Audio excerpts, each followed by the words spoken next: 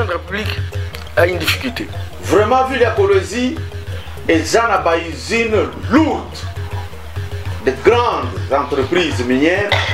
Et puis, mbongo ici, côté, makasi kuna na Colosie. Azola a pour idée. Il reçoit les gens jusqu'à 2h, 3h, 4h du matin. Ils ont boulot, hein. Ils ont boulot. Bakel au corps, basoda na bitumba. Mais pour tout dans le sens que moi, ça pour les populations qui est liboso, ils ont bon côté. Ils ont bon côté. Bah moi, on a un petit temps, c'est 15 millions.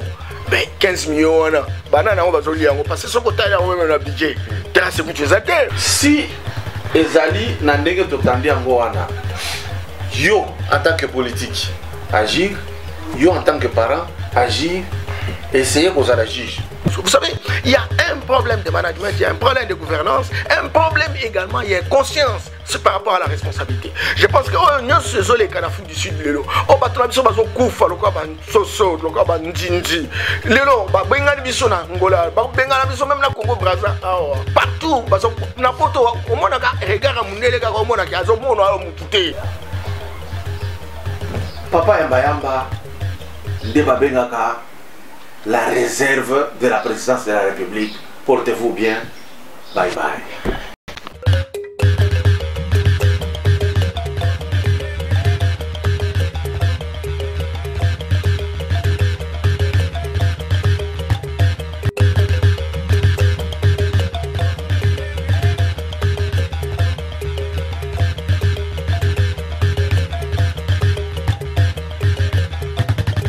Avant de commencer, rassurez-vous que vous vous êtes déjà abonné à notre chaîne Kadiombo TV. Et n'oubliez pas de cliquer sur la cloche des notifications et de commenter nos vidéos. Merci. Papa, maman, au Fandi na Royaume-Uni, topé aux Zalandeko na Londres. PSAE Sango et agence de fret, yaba professionnel. Yango Oyo, avec des diplômes universitaires ya Royaume-Uni. Na Kinshasa, toza sur quartier Kimbangu, croisement Elengesa, Makanzu na rez-de-chaussée, ya immeuble Jimbo, commune ya Kalamu. Van eza koya na ndaku na yo na Angleterre, pona kozwa biloko, kotinda na Kinshasa, kolina yo ya lolenge nyonso. Olingi otinda nini? Motuka, carton, vélo, biloko ya kolia tope biloko ya ndako mobimba komi tungisa te. Kafrex otindi miliki e komi pe bameli. Yo oza na nord to sud ya Angleterre, benga biso na ba numéro oyo 0044 747 48 01 087 0044 74 66 43 67 59. Kafrex eza na Angleterre ti na Écosse. Kafrex et Salakapé fret aérienne. Avec plus de 15 ans dans le business, Bokozala de cité. Pour plus d'infos, visitez notre site web www.kafrex.com. Kafrex, au-delà de la satisfaction. Vous êtes très cher pour nous. Après que vous nous ayez secoué, vous avez réclamé M. Norbert Yamba afin qu'il soit de nous pour traiter d'un sujet d'actualité qui passe de tout commentaire avec acuité partout. Toyeli susunaye toko solo la na Yamba Norbert oyo ba benga katoko sala périple. Donc yambo ya biso ko continuer na ye po eloko liboso question wana ezoye malamu. Tolanda bililo.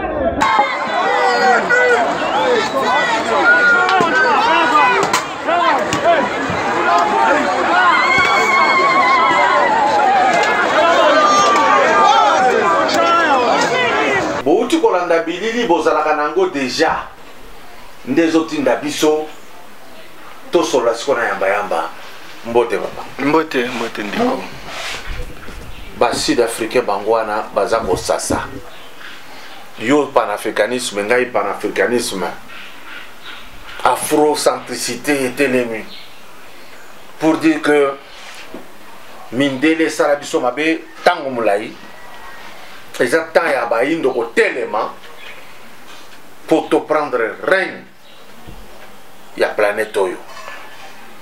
Mais en Afrique du Sud,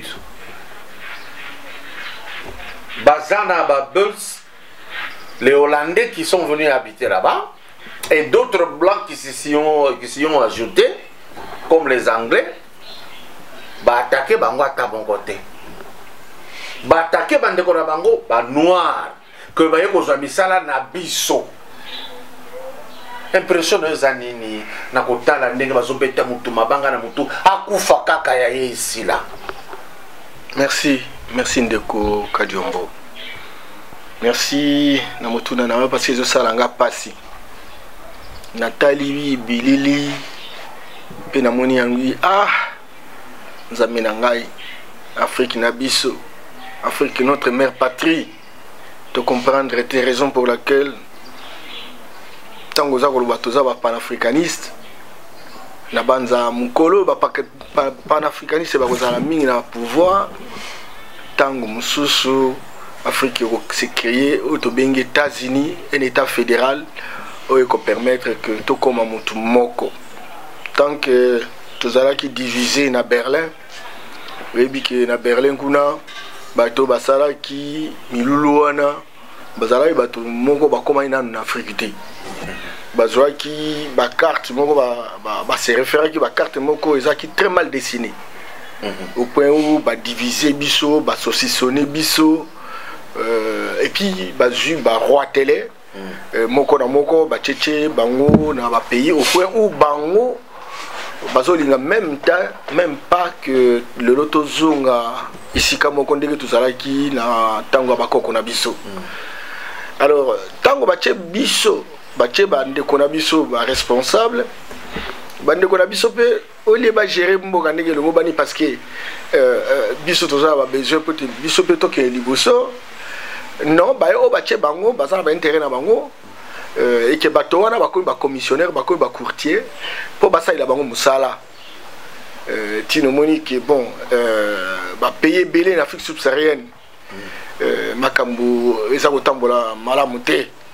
Afrique du Sud, au Ebi, qui est beaucoup de Berse, Banglais, Mindele pe bazala ki wana bango nde basala ki apartheid. Tango Mandela ye, démocratie ekoti, c'est vrai que ba noir bazali. Mais kukuta otobengi ba zone ya ba noir. On dirait kuna kimbanseke ya kati. Batu bazala na pasi mingi. C'est vrai qu'avec l'économie, l'économie est prospère. Le lot Afrique du Sud est à 390 milliards de dollars de produits intérieurs bruts. Certes, pauvreté est à côté de l'État. Ça est fort, va diminuer la pauvreté. Le lot 70% de la population est en pauvreté. Mais il reste quand même une partie, 30%, basée sur la pauvreté abjecte. Il faut appeler ça il faut baser à l'otilique, il faut baser à bandako, il faut baser à misala, etc. Et groupe wana, le lot, basali, kosala nyonso, que ba zoa vimoko ya malamu, mais ba kondina bango. Au lieu de expliquer bango qui toujours bunda et puis makamwana et dans le temps explication à longue zati izolo bomakaka ki bandi comme ça africain bazoya ba uza misala bango et que bon ce qui le lobo za bien c'est que très clairement il faut batouana ils a vu ils a la réponse moko de facilité entre temps batouana ce n'est pas un crime organisé dans la mesure où Bazo Boma, police et Zawan et Zotala. Et je n'entends même pas une déclaration na sens il y a qu'on connaître Mabé, mais il y a un Sud-Africain qui est une autorité de la place qui dit que c'est ezali xénophobie et la criminalité. Ils sont experts. Ils veulent dire quoi là?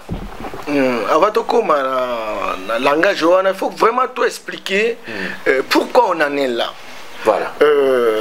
Et donc, population sud-africaine, il y a un espoir, tant que les Noirs ont commis, que vous allez bien. Il y a le lot bien. Oui. Alors, ce côté est bien déjà avant, dans les années 80. La plupart, il y a des médecins au en Afrique du Sud, ils sont des Congolais. Oui.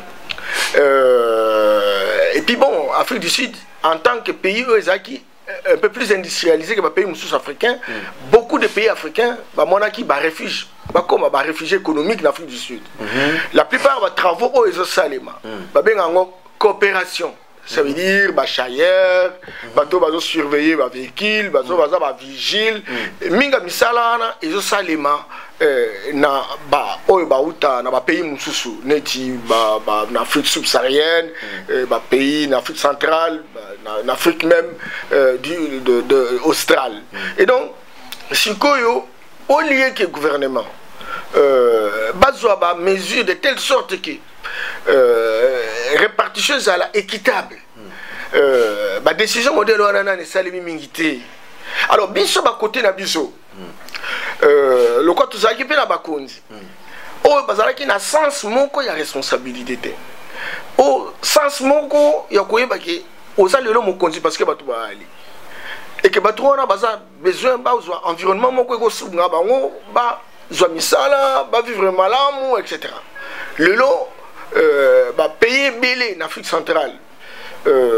En tout cas, il n'y a pas, dans 5 régions d'Afrique, il n'y a pas une région où les alliés n'ont pas migrants koleka Afrique centrale. Et donc, tout ça, laisser pour compte. To komi kolongolamba kanabiso tozo kansa keta mususu na okende poto na kozwa litomba to na ki Afrique du Sud na kozwa litomba etc.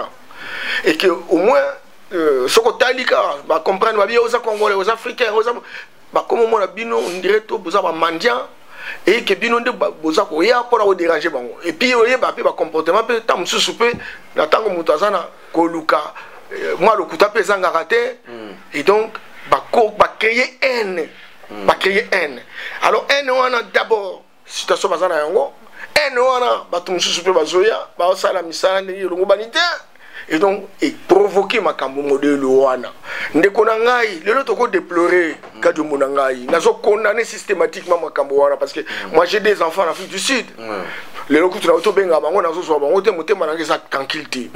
Et donc ata lobby. Ata to saliba réaction de oh non to ke do buka Afrique de biloko Afrique du Sud etc. Non, c'est pas ça la solution.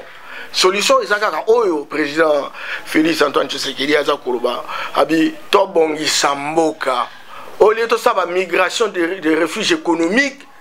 Écoutez, et loko wana esi la bato basala misana mboka na bango le loko tuna to landaye aza ko inaugurer 5e édition ya makutano ba jeune congolais au baza ko sa entreprise pour créer richesse na mboka. On a besoin véritablement de ça. Bato bazwa misala, bato bafanda babala bazala na makokinyo sopo na ko kende poto to ko kende Afrique du Sud akende pour na mission, akende pour na vacances, akende pour na tourisme, qui akende ko pour na aluka misala to ke nduku fa modèle wana.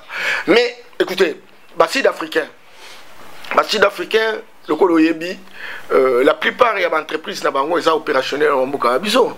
Ouais. Je peux te donner un exemple. Oyebi moko entreprise moko na yebi na kolo ba kombo na ngote pour ne pas créer des incidents. Et qu'en Arabie Saoudite pour avoir une licence d'exploitation. Ils ont payé 6 milliards de dollars.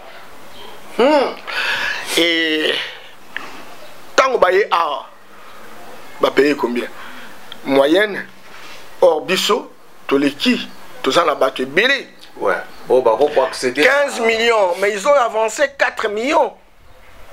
Bah 5 15 millions. Bah avancé 4 millions et puis bah bandi ko rembourser mbongo en fonction ya ba abonnement ba to bazaya. Et au moins la mutasali école abi bah voyez voir l'école. depuis tout ce temps, abonné, non, vous voyez. Vous voyez. Bafuta qui combien de 6 milliards. 6 milliards pour installer. Maintenant, et puis, on appelle ce cas quand même entreprise en Guinée équatoriale, un petit pays de 28 000 km². Bah, foutu combien 1 milliard 500 millions. Et Bisso, le total, 15 millions. Il faut payer ça avance à 4 millions. Or, on est salarié, payer ça du coup. Mais 15 millions, ça représente quoi? Et chaque année, oh non, nous n'avons que 2 millions d'amour. Il faut arrêter de conneries. Il faut arrêter de conneries. Et tout simplement parce qu'effectivement, et si jamais bato basomba ka carte de communication à Nyongo bande konangai. Soko za na mbongo te ko za carte te. Oui. Mais bango siko pona ko futa droit à l'état, ba futa na Nyongo. On a compris. Et puis bande ko dabiso ya Afrique du Sud. Même banwaro bazokoma ba okamamboka na Bazana a un souci vraiment à la population africaine comme telle. C'est ça. Et la relation entre Bakonzi, ce Bayokani, Moutamta au pourcentage, etc. Mais ça, les autres, à niveau là-bas. Mais pour tout dans le sens que moi, ça, pour les populations qui sont liboso, et ça bon côté. Et ça bon côté. Bah, moi, on a raison, ils sont un petit temps, 15 millions. Mais 15 millions, banana on va zoli parce que ce côté là on même un budget très donc bon chaque jour et puis comme on a par exemple Ndeko Kadiombo là comme on a autant que jouer ba expliquer nga yango ba bengio par exemple depuis Bruxelles on a tango ko ya numéro zobima na téléphone na yo et ça numéro ya Kinshasa et ça ya Bruxelles te oui tu que ba bima na modèle moko système de communication OK tango ye parce que ko le équipage pas ya abonné sans que bango nde ba ça transfert alors ba changer tiens, on a cadre et appel local, il y a l'appel international. Parce qu'appel international, ils ont coûté plus cher que l'appel local. Donc, on va bénéficier. Tant qu'on va foot, taxe pas l'État, ça va bien autant d'appels local. Et donc, appel international, et ça, on a coûté. Tu expliquez bien. Bande Konangai, papa Yambaya Bazolo Baboye. Société à communication de l'Oyo. Sokio Benginga na Canada, numéro na yo kobima 1 plus 1 et quelque chose. 243. Maintenant, on a un système à la pour foot à l'international. La société on s'arranger pour la Koyiba République, va commencer à l'endengeni. Yo Benginga na États-Unis, mais na Yambio numéro zobima local. Mais yo Benginga international. Cela veut dire que la société wana ezako lungola mbongo nyoso ya likolo ya international. Et présenter l'État congolais kaka national. C'est-à-dire bazo iba na source de makambo expérience azoloba. Mais mayele aboye ozozwa babiloko yo tu nous enrichis davantage. Apparemment Nathalie na ilongi na yo comme un quelqu'un qui regrette. Ya musala osali belé makasi, tout le monde le sait. On s'attendait à ce que comme ministre ait été Libabe a famille, tout va décevoir. Alors, il n'y a ni Libabe ni déception de Kokadiombo. De Kokadiombo. Oui, bien, mamalamu de Kokadiombo. Tant qu'on a nos nouveaux riches na ba commune à niveau baza boete Kadiombo. Tout tambola na mutuka, tout zobota bana, tout tina ba on école.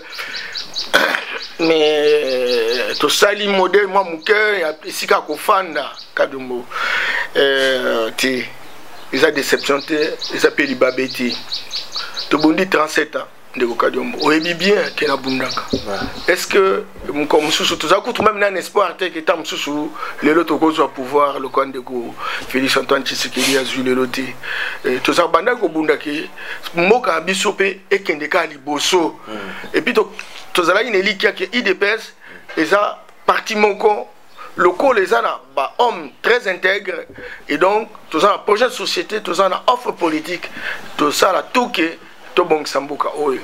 Et depuis arrivé à moi, Félix Tshisekedi, ils ont bunda, de telle sorte que Mboka qui est liboso. Bon, Ndeko Kadiombo, tous les belé, tous les belé. Population congolaise, tout ça, 92 millions d'habitants. Na banza moi mouke bakoma 1 million te. Ba oyo bazwa ba richesse oyo ba simba yango etc. Dans le 90 millions basa en pauvreté bango nyonso pe bazaki elika bango espoir ya IDPS. Et alors le autre commis na pouvoir. Yeba des gens qui IDPS c'est ça qui est installé pas moins de 130 pays à travers le monde. Pas moins de 130 pays à travers le monde. Mais ce qu'on zupe dans la province d'Abisso, tous en a 26 provinces. Ndeko Kadiombo. Ndeko IDPS Bazali. Tous en a 1437 entités territoriales décentralisées. Ti dans ma village, tous en a combattant IDPS. Mais entre-temps, ma pèse Bisso combien de ministères? À IDPS allié, société civile, 23 postes. Ndeko Kadiombo. Ata aux magiciens. Comme ça, la partage vraiment dans 90 millions de personnes, quel que soit le travail, au moment sali. Tout ça, les tumbatens. Il y a un bateau qui est solo, qui est bakay bitumbat.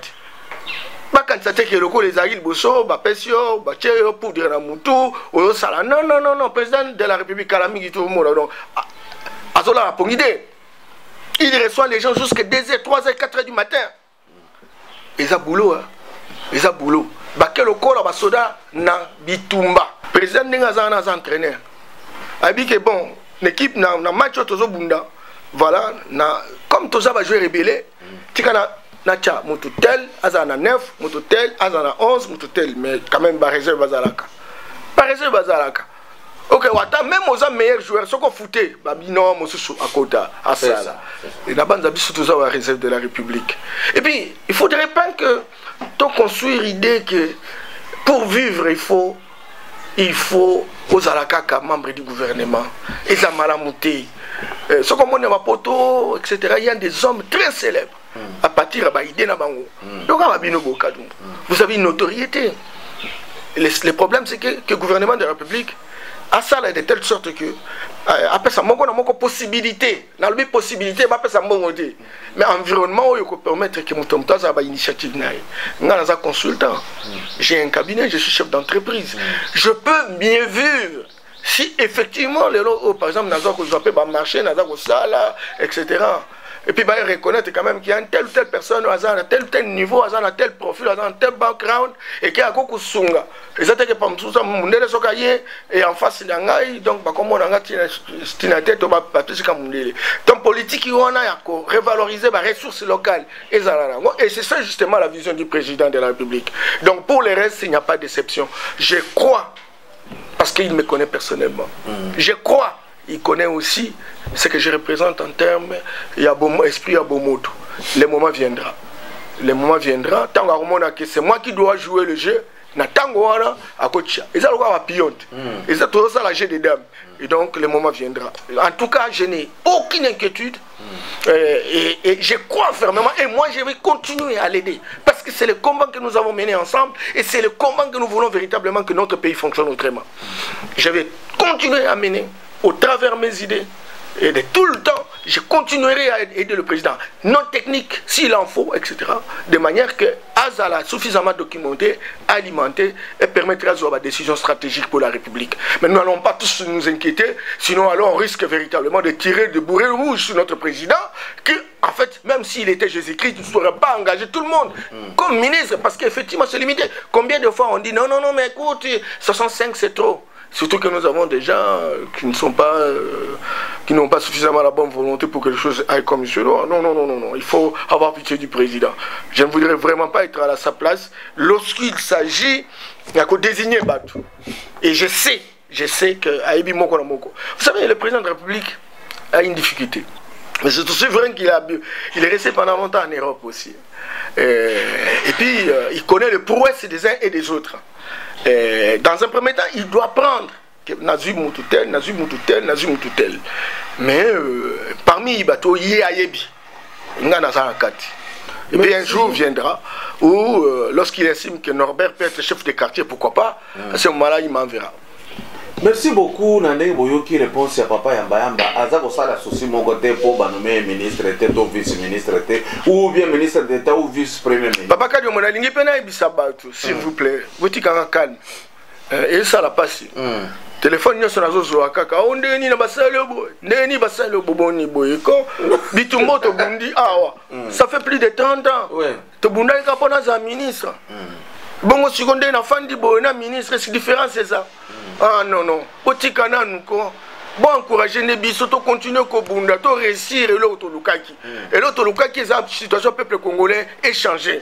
Et nous avons intérêt véritablement à continuer. Il y a qu'au PESA, président Baïdé, qu'au Sungaï à travers un certain nombre de choses autres capables de faire. Mais ils étaient quand Ernio Soka, oh non, Bassali au Boypoani, oh Bassali au Boypoani, oh boy, non, non, non, non, non, non, non, non. Ils ont quand même na la kisabino image moko. Bota la image wana. Vous voyez les fissures sont presque à 1 mètre d'une parcelle. Et les petits points que vous voyez là-bas sont des munitions et de minage. On est en train de miner pour qu'on puisse faire exploser la terre pour qu'ils puissent aussi tirer les minéraux. Vous voyez le danger que les Colossiens sont en train de courir. C'est très grave. Je peux répéter cela en Swahili. Paka hivi mnatoka kuona hii inakuwa mini ya Komis. Iku pembeni ya Kanje Kamini Kolwezi. Na hii mine kama mnaona vile mafisiri shakupita. Fissure iko presque moins mètre na maparcelle ya manyumba mjekamini. Image bouti kotala boyoki bazoro na Swahili na français na kati. Eza na ville ya Kolwezi. Vraiment ville ya Kolwezi eza na ba usine lourde de grandes entreprises minières et puis mbongo ici koti makasi kuna na Kolwezi. Mais na yoki population na bandako na moni wana ou bien basali yango na nko ou bien basa pembeni kaka mabulu nde balobi boye mais au moins na Katanga na Lualaba mbongo ekoti makasi. C'est que Félix a réussi hein mbongo wana population déjà qu'on a bandé ko vivre très bien peut-être. Ah, en tout cas il faut ndeko Kadiombo na profiter pour na pesa mbote na gouverneur Moïse parce qu'en réalité sokotali ba gouverneur na biso na kendenge na mboka mususu net découpage saimaki na Bukavu na Nord Kivu na Maniema ti na kena ba 25 ba 15 pour nouvelles provinces union se salimia na Tamboli comme consultant Nathalie nulle part talana Nord Kivu. Ouais. Et ça là, découpage depuis 1988. Les lois on a commis 30 ans. Ouais. 31 ans presque. Mais baza bâtiment administratif. Bazo foot là nda ko zaki kondo mobutu na habite so babi mo bateka ngo so ki panani. Bâtiment ezate. Ndeng moko na site qui vous baza bâtiment, mais bâtiment ya kala. Les lois nous avons changer bateau moto à outil boye bateau nommé donc sans ces évaluations ils ont vraiment comme tel mais tant que na Kolwezi ndeko na monique ngana kene Kolwezi 2007 2009 ezali kaka zelo akusakana te oyebi zelo Kolwezi ya poussière ya rouge na eko kende na 2015 tango ndeko Moïse va nommé commissaire spécial. Ndeko Katumbi asaki mwa musala mais ya mingi comme tel. Balo na outi kokete. Ah ndeko. Pour une fois on peut espérer que le Congo peut avancer. Donc félicitations à Richard Mangezima. Vraiment à Tongi. Ngakutu na ebisi nga labi yango me mingalie na Lualaba. Tongi bâtiment moko donc terrible. Na équipement à Tongi peut ensembler provincial. Nzela nyoso ndeko nanga. Nzela nyoso nazo yebisa yo. basali urbanisation moko rapide, mais alors magnifique. Nabi, on peut faire quelque chose. Mais alors revenons. Non, mais si supérieur, n'a pas université. Et les autres, attends, mettre même un système et une conférence vidéo, c'est-à-dire professeur Azan en Belgique, Azan peut s'accourir à partir à Belgique, bas étudiants, bas Tanga, bas Landa, bas poser plus de questions, etc. Mais il y a un élément. Mouyej a sali le sous-sunzela au yopo azala en relation directe le loalaba na l'obito. L'obito. Si, on a des projets depuis, mais déjà, Eza. Bazo continue dans le pays, va taper goudron. Oui. Va taper goudron.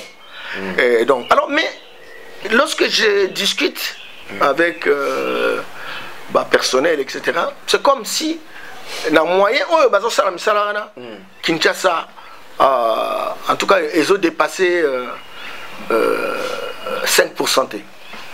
Il y a pas moyen ou ça ça parce que Kinshasa n'engazana n'a pas recette à caractère national. La société on attend bazo futa. La DGI bazo futa la DGA bazo futa la DGRAT. Ba mongo na ya na ça. Et Kinshasa a rétrocédé yango 40%. Mais Eco m'a même là plus de 3%. Donc Kinshasa garde tout. Garde tout, mais avec les recettes autobingi taxes d'intérêt commun, mais je voudrais poser une question de fond. Ce qu'on a le nombre d'entreprises où ils sont opérationnels ou ça l'extraction de minéraux, ils sont ébélés. Ils sont parce que Koli, Nambokawana, Katanga, j'ai camine Tawizaraki. J'ai camine société Moko. À Salika, il y a des travailleurs. À Zolé, ça va travailleurs. À Saliba, hôpitaux. À Saliba, école. Ce qu'on a même un code minier na bisolelo. Au Kukuta, que avantage ou à mais tous ça la société combien? Bah ça là bah quand on moni bah conteneur. Ouais. Bah ça les conteneurs pour bakende. Non, tout ça dans moment quoi pillage, je vous assure. Parce que en réalité, ce qui batouana, parce que l'action et la performance de l'action publique, ils ont des partenariats stratégiques entre le privé et le public. Na tango ya kala. Tout ça qui n'a bougima, il n'a mis bas. Pourquoi qu'il n'y a pas de bougima, il n'y a mis bas. Bon, la société wana, plus de 200 sociétés, bakana bango isa wapi. Pour le engager bateau wapi. Et bélé par exemple, en chinois, va opérer kuna. Pour faire l'extraction, ce qui a cuivre, extraction, cobalt, etc. Au coup, 70% de chinois, va au et bon, si vous avez la même bateau, vous avez les locaux qui sont chassés par artisanaux, ils ont la possibilité de travailler dans le travail. Comme ils sont minéraux artisanaux, ils sont en dehors de la concession minière. Donc, Chinois, si je comprends bien, Baza est bien dans la société Nabiso. Et puis, Bisika, Bandeko, Baza pour exploiter, l'État Tikeli Bango, Basala ya Bango. Chinois qui kozwa yango kuna. Oui, azosomba na mais biso totika lishona. Mais kosomba wande ni nango. Oyebi ke ta bazo peser. Ba artisanaux wana baza très fort na makamba ko peser. Baza très fort na qualité ya biloko na parce qu'en fait na bamboka mususu sont organisés, ba artisanaux wana bazo formation wana, pour te ba comme ba entrepreneur. Biso to zakunate. Ozomona. Alors ba chinois na prix bazo kosa.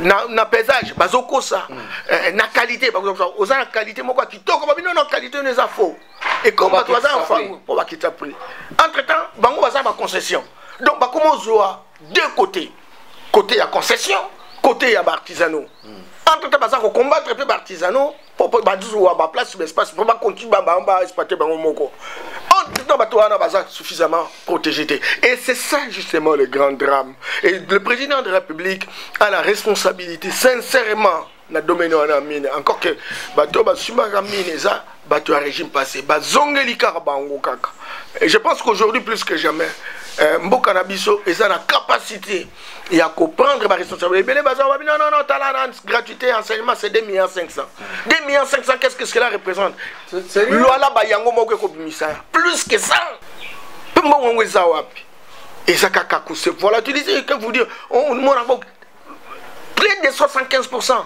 na ba société na biso nyonso ezokende kaka na ndenga moyibi etc. Donc moi je pense qu'aujourd'hui Kolwezi bato baali c'est vrai ba infrastructure ezosalema mais c'est vrai pauvreté za makasi pauvreté ok olongwe Kolwezi yo moko ebinzela Lubumbashi wana okomi na teke funguro tala place d'exploitation minière on demande oyo minerai ezosala rage lelo oyo mais curieusement au monde bazo sa l'exploitation dans les 80 km hein, tout au long il y a diamètre mais ba tout à la base école ya kitoko za wapi hôpital ya kitoko za wapi mais tango akala okokende olongwe pinda bato asi avec on Afrique du Sud ba ya ko se soigner dans hôpital à Jekamine oui général dans hôpital surtout il y a alors et toutes ces sociétés qu'est-ce qu'elles font?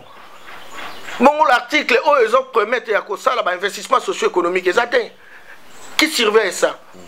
Non. Vous savez, à l'époque, j'ai fait une étude par rapport à ça, même maintenant, côté, il y a Makamba Forêt, l'Équateur. La société, par exemple, société agricole, elle a exploité EVA. Elle a planté modèle. Elle a babino yo sala pe plantation mususu biso to banda boya osomba baza na camp ya ba travailleurs baza na ba hôpitaux baza na ba école babenga bango ba les ayants droit de l'entreprise et dans la société agricole et dans la société forestière le lot za wapi banana ngo baza ko s'occuper na makambo wana mais c'est peut-être l'administration forestière, l'administration agricole, etc.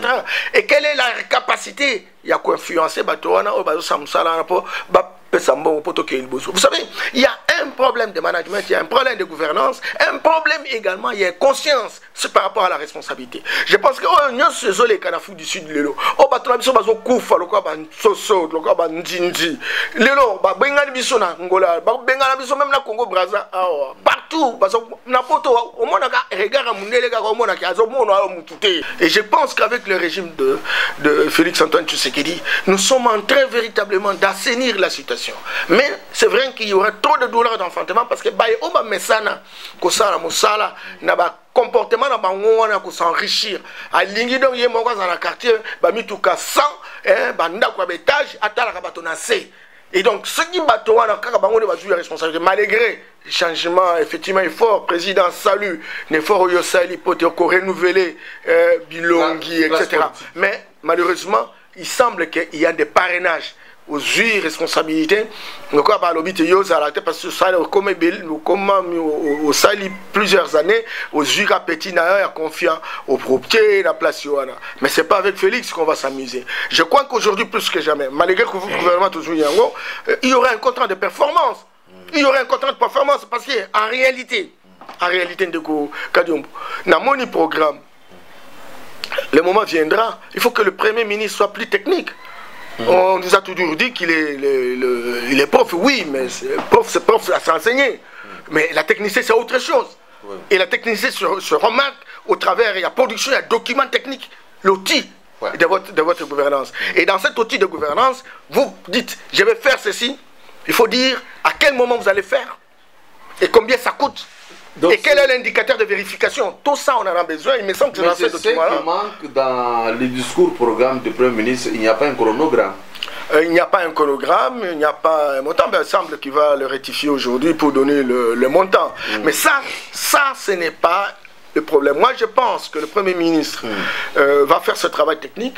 J'attends également que ce travail soit donné au bureau du président de la République pour faire la vérification. Parce que si on donne à un ministre, il est chargé par exemple citoyenneté responsable. Alors quels sont les indicateurs de vérification pour assurer sa performance? Alors là maintenant il y a un travail qu'il faut faire. Parce que chaque ministre aura à présenter ce que nous appelons la lettre de mission. Il détermine le timing et il détermine le montant, il détermine les indicateurs de vérification et les hypothèses en termes de risque. Ça, on en a besoin.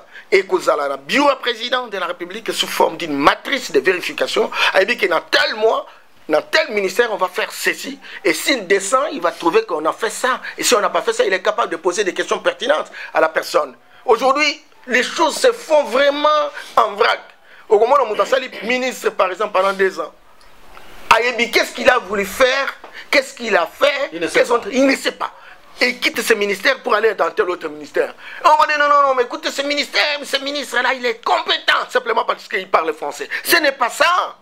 On va pas. Écoutez, la plupart, et ces gens-là doivent apprendre. Parce que moi, j'ai eu l'occasion, vous savez, quand comme consultant de la Banque mondiale, je suis allé avec une équipe de l'administration, y compris de ministres dans la délégation. Donc, comme na Jakarta, en Indonésie, pour bazoua formation, oh, baboy kokende la salle. Nous, qu'est-ce qu'on va faire avec ça? Ah mais non. Un leader politique doit apprendre, désapprendre, réapprendre. Chaque jour, il faut mitonobi le long apprendre le connu ko permettre ngala za mael ko lika. Potena sunga mboka nanga. Non, c'est pas ça. Hein, mutuno ça un orgueil.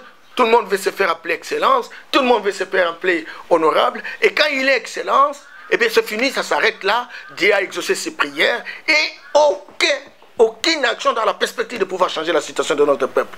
En dehors, je soutiens le président, j'ai fait ceci. Non, mais non. Si on va aller véritablement dans ce genre de comportement de quartier, écoute, le Congo et les Congolais ne trouveront pas leur compte. Ici, n'a posé question pour la construction de ces messieurs à l'élo, n'a pas yamba. Ce qui s'est passé au Bas-Congo, au Congo central, il y a vice-gouverneur, n'a assistant à gouverneur. C'est une indignité nationale ou bien une indignité provinciale ou une indignité individuelle. Si Ezali n'a pas entendu Angoana, yo en tant que politique, agir, yo en tant que parent, agir, essayer qu'on soit la juge. Non, le Kosalemi na Congo central, ils ont une dignité nationale, ils ont indicateur, il y a image, il y a classe politique.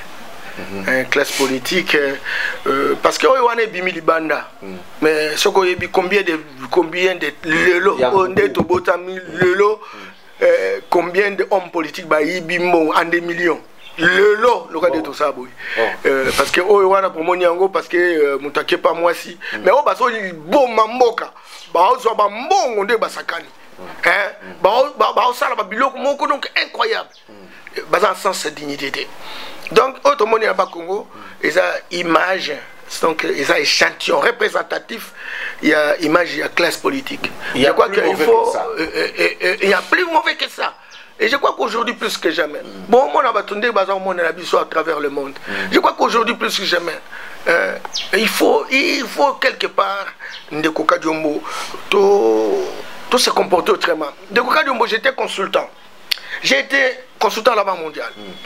Mais j'ai travaillé comme président de la commission, il y a évaluation. Il y a ma cambouille, il y a un marché public. Marché public. Alors, il y a des sociétés françaises, la Soumissionaki.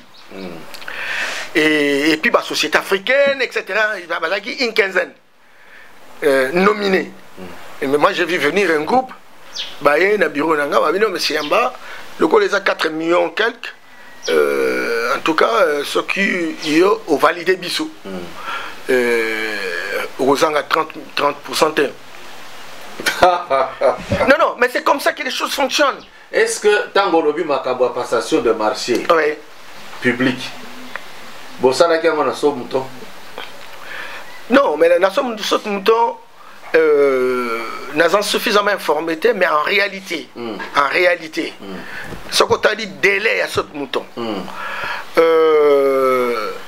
Il est tout à fait normal, il y a qu'à comprendre. Parce que son a dit bien président de la République Abaki, et qu'aussi là, vers la fin de l'année. Passation de marché public, Nairobi, ce qui est aussi là, c'est que très clairement, les délais sont respectés.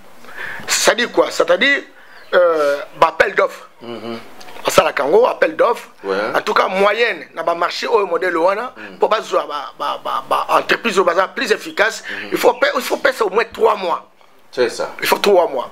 Et puis, tango, vous allez analyse, et puis, il faut battre parce que j'entends, le président, etc. Tango, la commission d'évaluation.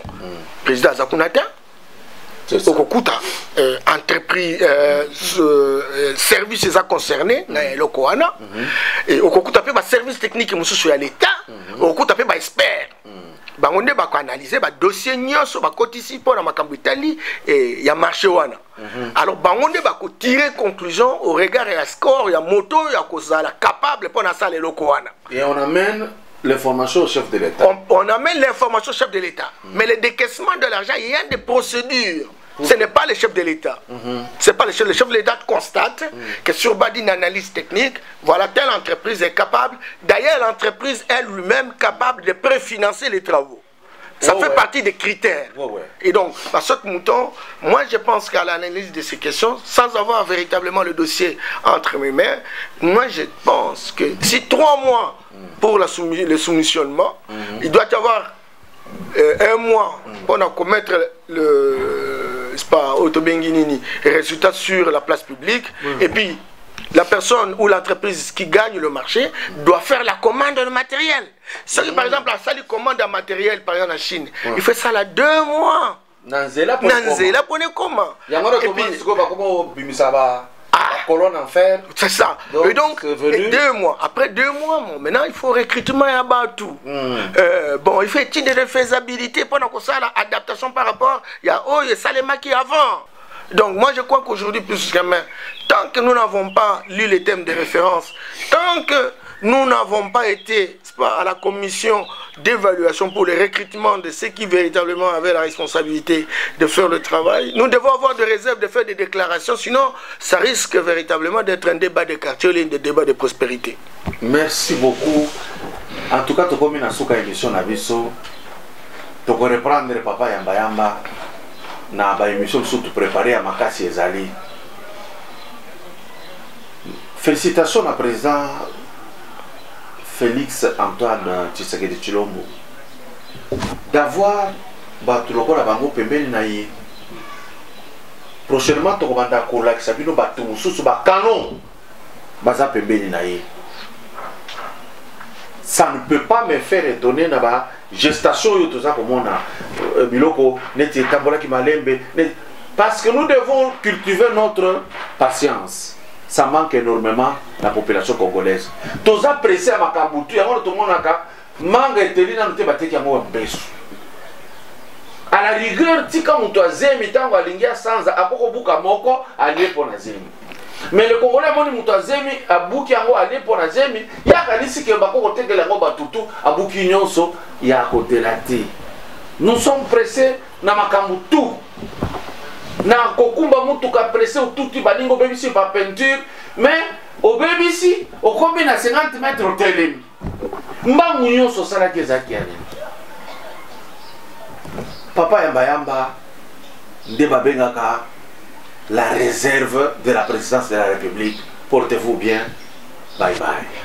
Papa, maman, au Fandi na Royaume-Uni, topé aux Zalandeko na Londres. PSAE Sango y agence de prêt, yaba professionnel. Yango Oyo avec des diplômes universitaires y a Royaume-Uni. Na Kinshasa, toza sur quartier Kimbangu, croisement Elengesa, Makanzu na rez-de-chaussée, y a immeuble Jimbo, commune ya Kalamu. Van eza koya na ndaku na yo na Angleterre, pona kozwa biloko, kotinda na Kinshasa, kolina yo ya lolenge nyonso. Olingi otinda nini? Mutuka, carton, vélo, biloko ya kolia tope biloko ya ndako mobimba komi tungisa te. Kafrex otindi miliki e komi peba meli. Yo ozana nord to sud ya Angleterre, benga biso na ba numéro oyo 00 44 747 48 01 087 0044 74 66 43 67 59. Kafrex eza na Angleterre ti na Écosse.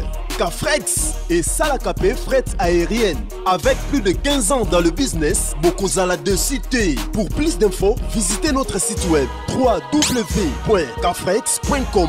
Kafrex, au-delà de la satisfaction.